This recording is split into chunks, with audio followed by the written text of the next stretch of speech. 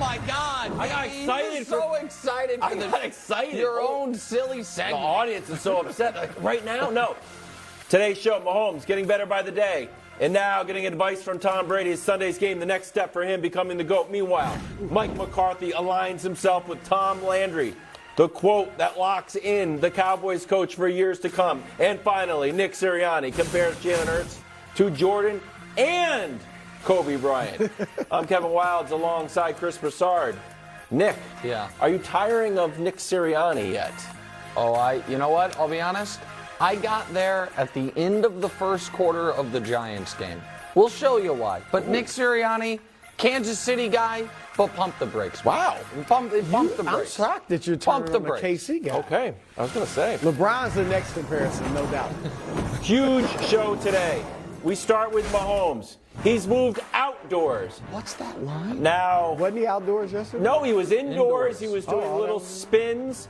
I'm guessing he's mobile here. We are trying to judge. Looks great. Yes, he looks spry from this short video. Spry. Andy Reid said he's moving around good. Yesterday, Mahomes talked about his expectations. Take a listen. Obviously, I feel like I can still do a lot of things, but it's gonna. We'll see as we get closer and closer, and we'll see during the game. I mean, you can't fully do exactly what you're going to be in those moments in the game, but all I can do is prepare myself the best way possible, and then when we get in the game, you hope adrenaline kind of takes over, and you can make those throws when you need to. Does not seem worried at all. Are you expecting? That makes two of us. Okay. Go ahead. Are you expecting an MVP caliber performance from Patrick on Sunday? From Patrick, also known as the greatest playoff quarterback ever? Yeah. That's exactly what I'm expecting. And I see Bruce squinting his eyes, but he wants to believe. I'm listening. And I can let's just get right to the proof of what I just said. The greatest playoff quarterback ever, because he quite simply is. And we can show you the numbers. He's first all-time in rating, first all-time in completion percentage, first all-time in touchdowns a game, first all-time in yards per game, second all-time in double-digit comebacks, but the only person to have a winning record in the postseason in games he trailed by 10-plus points. So I will tell you, he will find a way. The greatest of all time in the history of their respective sports find a way. And do I expect it to be a lot of him running outside of the pocket and throwing across his body? I don't. But do I expect Patrick Mahomes to be able to do, and this is the part that I think the audience doesn't quite understand, to do what he has always done against this team, except for in one half of football. So this is the other piece of evidence I want to show you guys, which is, the Bengals defense has Mahomes' number. No, they do not. We can show you those numbers right now. Second half of last year's AFC Championship game, he's short-circuited. In the other 10 quarters he's played against them, he's been untouchable.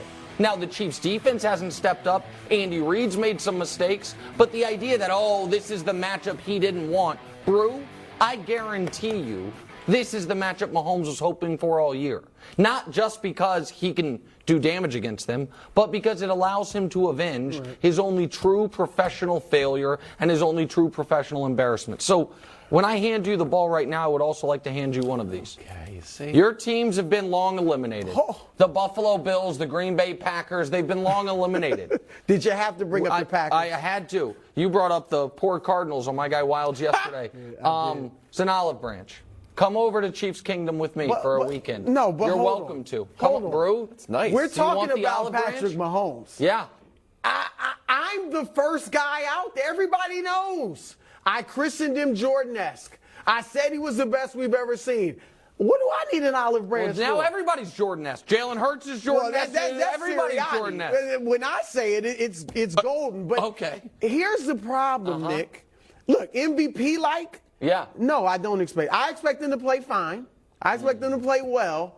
But why would I expect an MVP-like performance when in 3 games against Lou Anarumo, the DC for the Bengals, all losses, he has not been MVP-like. But I just showed you the numbers. Yes, he has. First of all, I don't know that those numbers are MVP-like, but let me go over my numbers. Ratings, all right? good.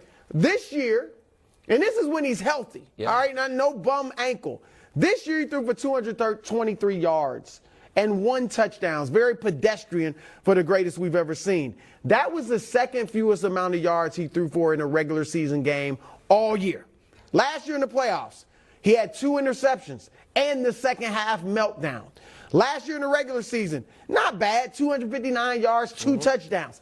Okay, MVP-like for Patrick Mahomes? No. So because I haven't seen him do it when he's healthy against a Bengals team that I think now is the best we've seen. I think they're better than they were last year. They're coming off arguably their most impressive game of the season. I would say it was. I think he'll be good.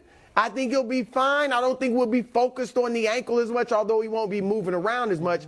But MVP, like, no. I mean, that's dynamic. You're talking about 300-plus yards and 3 or 4 TDs. I'm talking about what, I mean, TDs. he was the MVP of the league this year. I'm talking about that he will play this game He like he has hasn't done played that all against year. the Bengals, though. But again, I think the overall numbers are a little misleading because what the Bengals have done a brilliant job of is long possessions. That's what they do. Is limiting possessions, so he's not going to have 350 yards as often because he's not going to have as many bites at the apple. But in that first game, the Chiefs moved the ball, the game this year, I should say, moved the ball at will. And then in the fourth quarter, they had the ball twice.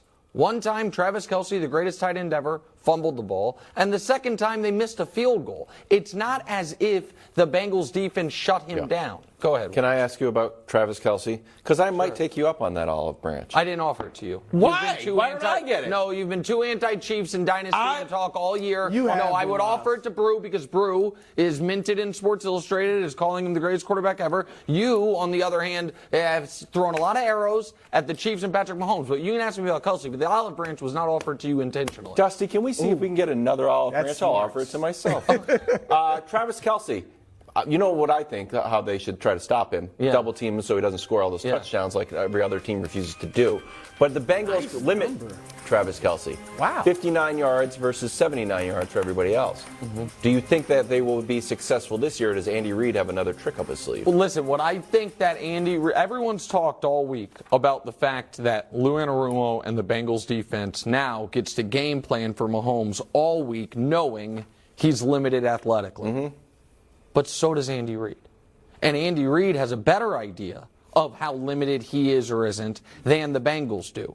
And I'm going to, call back to when nobody cared about the Chiefs, pre-Mahomes, when Alex Smith was there and this team was still somehow winning the AFC West every year.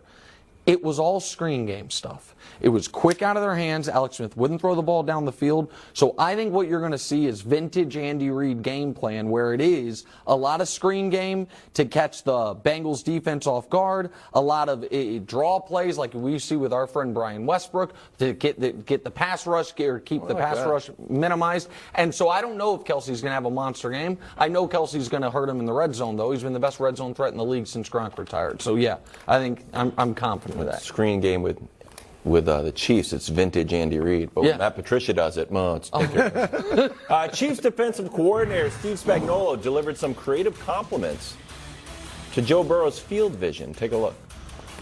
When you watch him,